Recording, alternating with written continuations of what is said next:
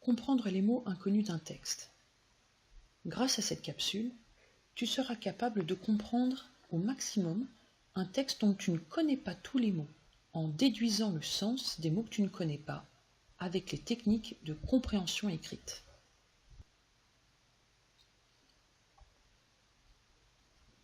Pour cela, tu auras auparavant vu le contexte du document et remarqué les mots connus.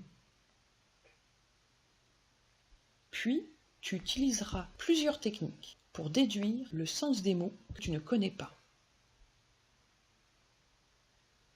Elles sont à faire dans l'ordre si possible, et tu peux les utiliser en même temps si tu le souhaites.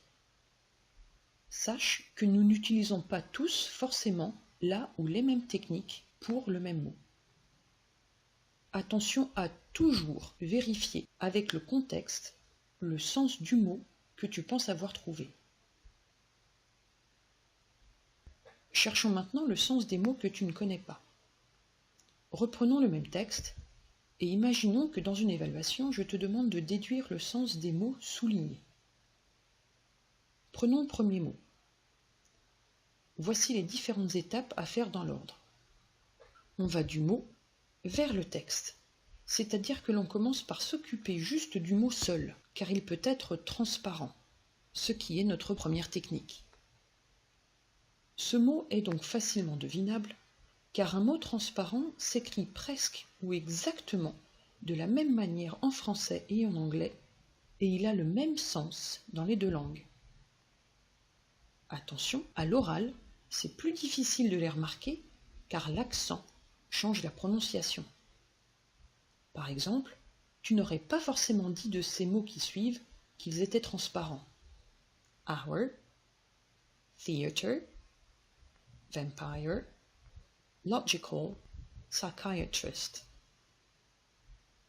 On oublie souvent cette technique de la transparence car on l'utilise sans s'en rendre compte. Attention aussi, car certains mots sont pièges. Ils se ressemblent mais ne veulent pas dire la même chose. On les appelle les faux amis. Par exemple, library ne veut pas dire librairie mais bibliothèque. Et character ne veut pas dire caractère mais personnage. C'est pour cela qu'il faut toujours vérifier avec le contexte et la phrase si possible du sens du mot. Donc, elephants veut dire éléphant car il est transparent. On vérifie avec le texte, ça fonctionne. Et si tu as encore des doutes, dans la phrase, on parle d'animaux gris. Donc, c'est sûr que c'est éléphant. Pour ce deuxième mot, il n'est pas transparent. Donc tu vas utiliser la deuxième technique, celle de la décomposition. C'est-à-dire qu'on décompose ou on découpe le mot, car une partie peut être connue ou transparente, en tous les cas utile. Il faut savoir que les mots très courts sont rarement décomposables. Ici, tu connais sûrement le mot help, qui veut dire aide ou aider. Mais full, on ne connaît pas. Alors ça ne suffit pas. Donc, avec aide à l'esprit, utilisons la troisième technique, celle du cotexte. Là, on s'occupe de l'environnement du mot, c'est-à-dire de la phrase, les mots à côté de lui. Cotexte s'occupe des mots à côté de notre mot qu'on cherche. C'est aussi la technique du bip. Il te faut traduire la phrase en disant bip, ce qui donne « They are nice and help bip », c'est-à-dire ils sont gentils et aident bip ou bip aide. Sachant que c'est en un seul mot, ce n'est pas ils aident quelque chose, mais ça a à voir avec aide. C'est la même racine. Donc on a envie de dire ils sont gentils et ils aident, ou aidant. Et donc en français, ça donne serviable. Attention, on vérifie. Les éléphants sont serviables, ok.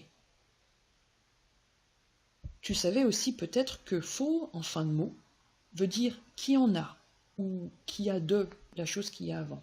C'est une technique de décomposition. Ça aurait pu t'aider à trouver le sens du mot plus rapidement. On récapitule. On commence par le travail préparatoire, c'est-à-dire trouver le contexte qui donne le champ lexical attendu. Ensuite, Tu lis le texte en repérant les mots déjà connus.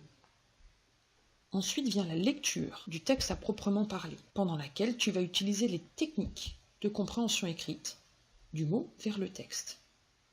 Dans l'ordre, la transparence, la décomposition et le cotexte, que l'on peut mémoriser avec le moyen TDCO.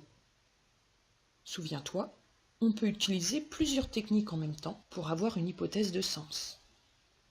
Mais attention à toujours vérifier avec le contexte et la phrase si possible.